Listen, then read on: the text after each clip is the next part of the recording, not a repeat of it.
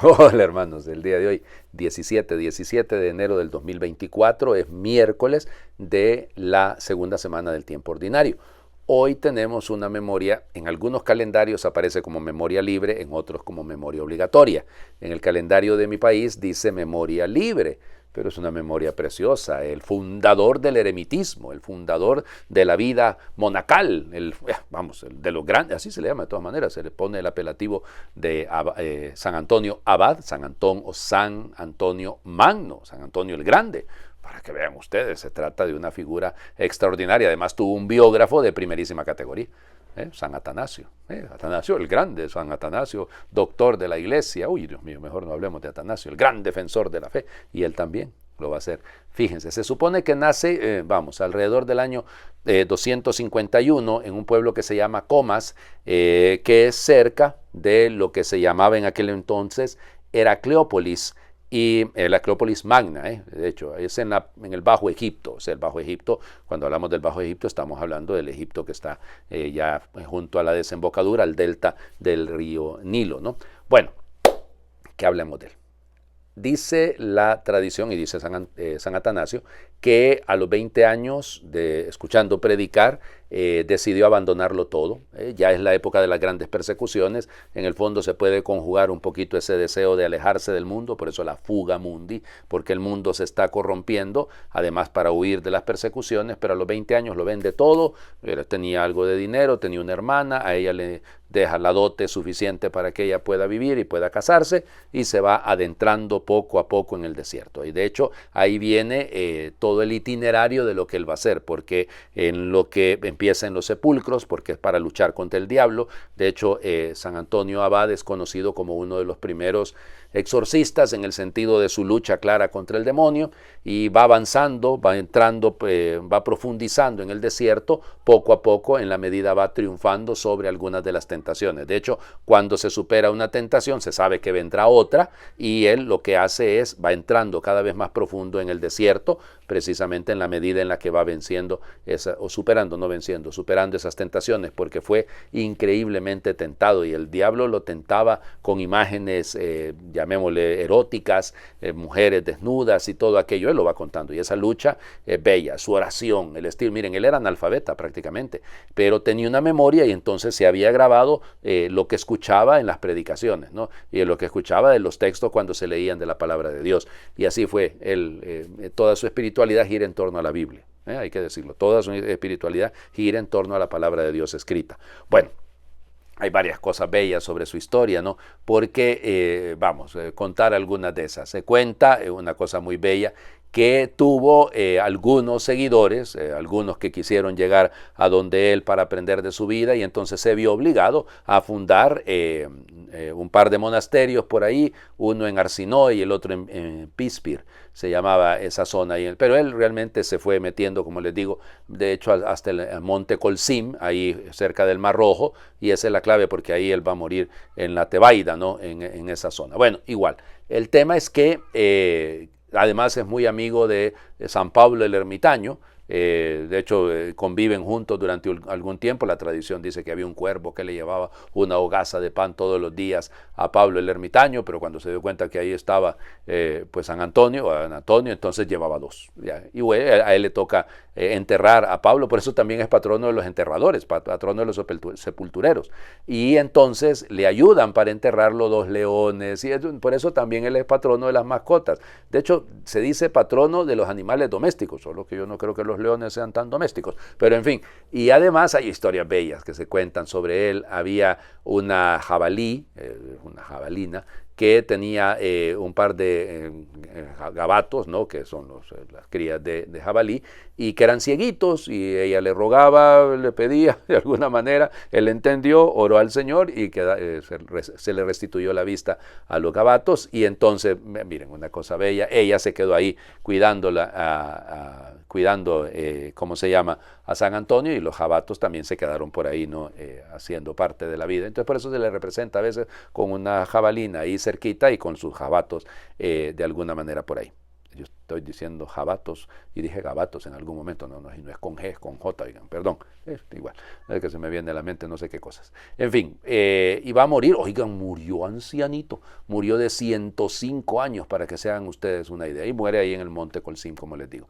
Pero regresó a la civilización en algún momento para defender a la iglesia frente al ataque de los arrianos. Las representaciones de él, ¿verdad? A veces se le representa con el hábito de los hospitalarios, porque cuando se trasladaron las reliquias de él, porque supuestamente fue enterrado en una fosa no común, sino en un lugar anónimo, pero se descubrieron en el siglo VI las reliquias, se llevaron a Constantinopla y luego esas reliquias van a ser, ahí fue donde se puso la fecha del 17 de enero de su muerte, y luego se van a trasladar a Francia, y ahí estaban en un monasterio precioso, pero que se han ido perdiendo todas estas reliquias, sobre todo durante la Revolución Francesa se perdieron. Bueno, vamos a las lecturas del día de hoy.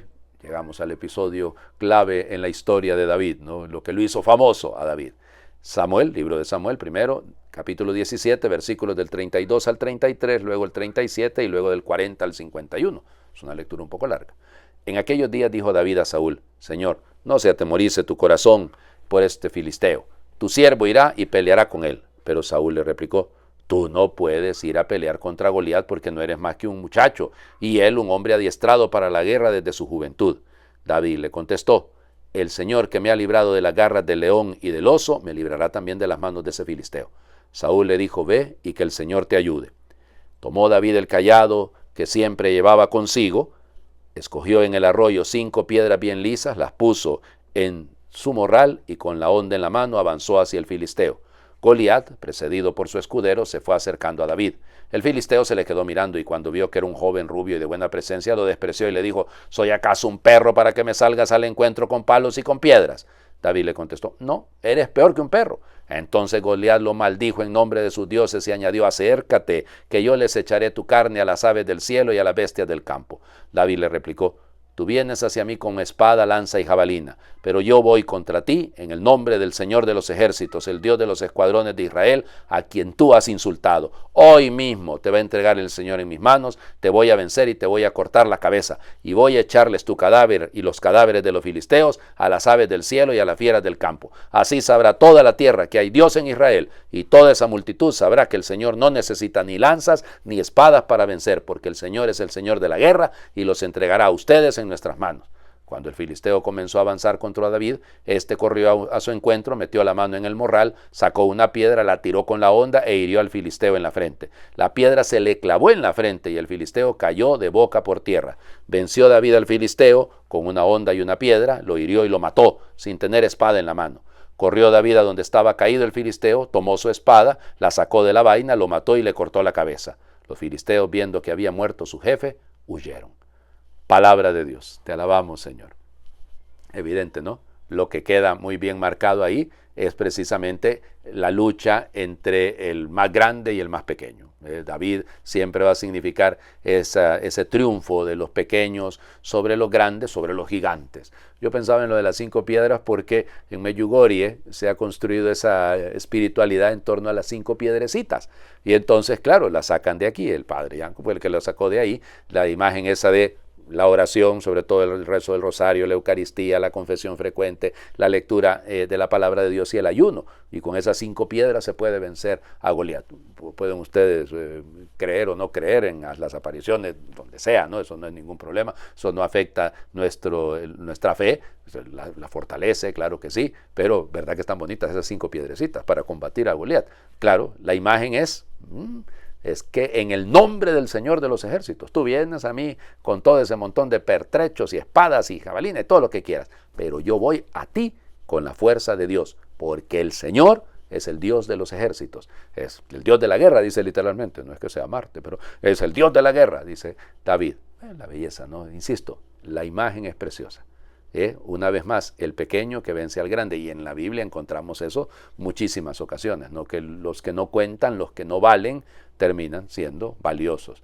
Y este David será por eso a partir de ahí famoso, ¿no? Y empezará el problema con Saúl precisamente a partir de aquí.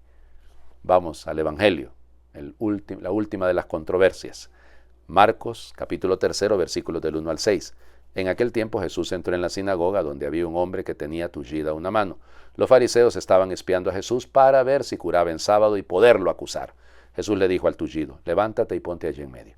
Después les preguntó, ¿qué es lo que está permitido hacer en sábado, el bien o el mal? ¿Se le puede salvar la vida a un hombre en sábado o hay que dejarlo morir? Ellos se quedaron callados. Entonces, mirándolos con ira y con tristeza, porque no querían entender, le dijo al hombre, extiende tu mano. La extendió y su mano quedó sana. Entonces se fueron los fariseos y comenzaron a hacer planes con los del partido de Herodes para matar a Jesús. Palabra del Señor. Gloria a ti, Señor Jesús. Ok, termina esta primera gran sección del Evangelio de Marcos, de la actividad del Señor Jesús. ¿Se acuerdan? Comenzamos ahí en el versículo 27 del capítulo 1 con Jesús entrando en la sinagoga. En la sinagoga de Cafarnaúm, ahora vuelve a entrar a la sinagoga. Allá la gente se admira porque tiene autoridad, porque no habla como los escribas, y aquí al final termina siendo que lo quieren matar. O sea, se termina esta gran parte y terminan las 5 controversias, ¿no? A partir del perdón de los pecados, la elección de Leví, que es un publicano, el tema del ayuno, el tema de también, no solamente del ayuno, sino el tema de cómo se puede vivir, si hay que, las espigas, ¿se acuerdan? Del asunto de los discípulos que van atravesando el campo, que hemos leído ahí, y ahora el tema de la curación en sábado.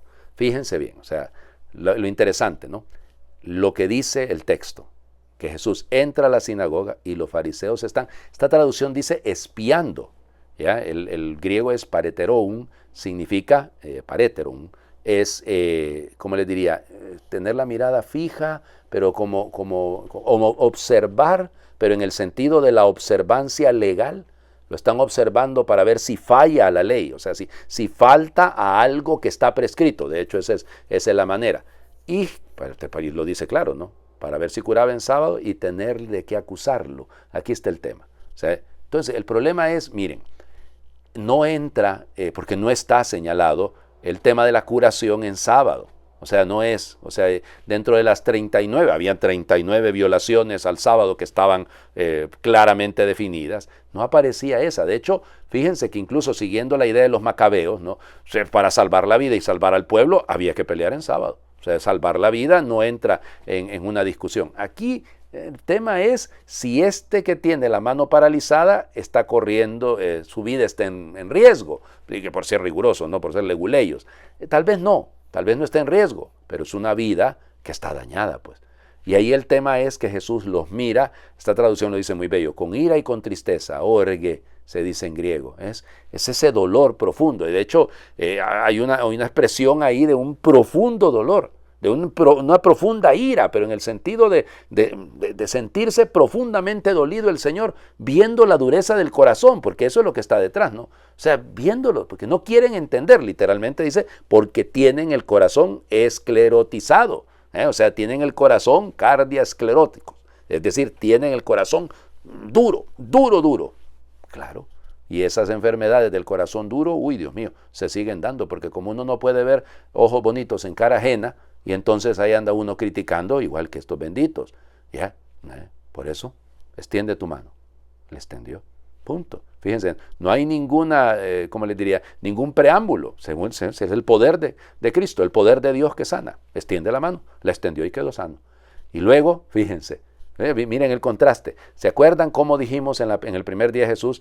Inmediatamente, llamó a los discípulos, inmediatamente, la suegra de Pedro, inmediatamente se puso en pie para servirlos, el leproso, inmediatamente quedó curado. Es eutis en griego. Aquí son los fariseos los que eutis salen volados, dicen en mi pueblo, inmediatamente salieron. ¿Y a qué? A planificar su muerte. ¿Se acuerdan que hemos hablado cuando la controversia el lunes de si se debía ayunar y y yo les decía, bueno, mientras esté el novio, mientras esté el esposo, no se ayuna, ahí está, pues, no estamos esperando al Mesías, se ayuna.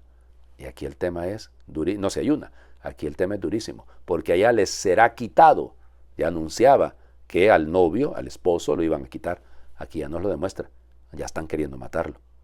Les invito a hacer una oración de San Antonio, o a San Antonio Abad. San Antonio Abad, glorioso y poderoso intercesor ante Dios, acudo a ti con humildad y fe para suplicarte tu valiosa ayuda. Tú que fuiste elegido por el Señor para librar a los poseídos y curar enfermedades, te ruego que escuches mi súplica y me otorgues tus bendiciones. San Antonio, tú que renunciaste a las riquezas terrenales para vivir en completa pobreza y dedicarte enteramente a la oración y penitencia, te imploro que intercedas ante Dios por mis necesidades y dificultades actuales. Sé mi guía y protector. Ayúdame a superar los obstáculos que se presenten en mi camino. Confiadamente te pido, querido San Antonio, que me concedas la gracia especial que tanto deseo. Sé que con tu poderosa intercesión mi súplica llegará a los oídos de Dios y será atendida según su divina voluntad. San Antonio, amigo de los pobres y consuelo de los afligidos, también te pido que pongas tu mirada de misericordia sobre aquellos que más lo necesitan. Intercede por los enfermos, los desamparados, los que sufren injusticias y todos aquellos que buscan consuelo y esperanza. Por último, te doy gracias, San Antonio, por tu amor y compasión hacia nosotros. Sé que siempre estás dispuesto a ayudar a quienes te invocan con fe sincera. Confío plenamente en tu intercesión y en las bendiciones que recibiré a través de ella. Amén. Señor esté con ustedes. Y les bendiga a Dios por intercesión de San Antonio Abad, el que es Padre, Hijo y Espíritu Santo, y su bendición descienda, les acompañe siempre. Feliz miércoles para todos.